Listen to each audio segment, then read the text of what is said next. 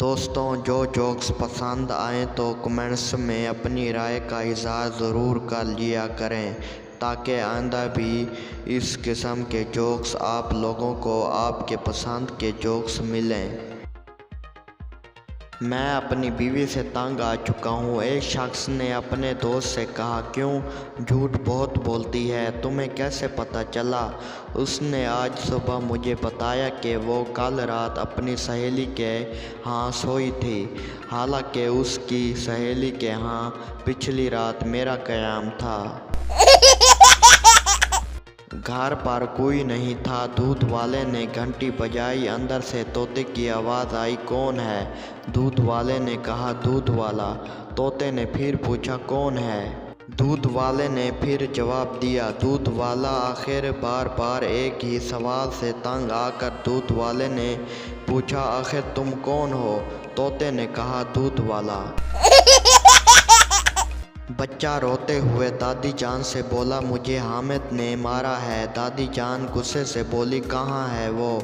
मैं उसे कच्चा चबा जाऊंगी। बच्चा मासूमियत से बोला, दादी जान आपके मुंह में दांत तो है नहीं। चाचा पप्पू से बोला, आपने हमारी सालगिरह पे कोई तोहफा नहीं दिया। पप्पू बोला, चाचा जान मैं आपकी सालगिरह पे आपको तोहफा देने के लिए रुमाल ख़रीदने गया था, लेकिन मुझे आपकी नाक का साइज़ मालूम नहीं था। एक औरत दूसरी औरत से, मैंने अपने पहले शौहर को शादी के 2 माह बाद ही लाखपति बना दिया। दूसरी ने पूछा, तो क्या पहले वो गरीब था? जवाब मिला, नहीं, पहले वो करोड़पति था। एक औरत अपने पड़ोसन से बोली, मुझे औलाद नहीं हो रही। पड़ोसन बोली, आपका शौहर नामर्द हो गया। औरत फ़ौरन बोली, मुझे भी यही लगता है, लेकिन तेरा शौहर भी तो कमीना नामर्द निकला। टीचर पप्पू से बोली, सबसे ज़्यादा इज्जत किसके पास होती है? पप्पू बोला, मैडम शक्ति कपूर गुलशन गुरु के पास। मैडम हिरानी से, वो कैसे? पप्पू बोला, मैडम वो इसलिए कि उन्होंने ही सबसे ज़्यादा इज्जत लूटी है।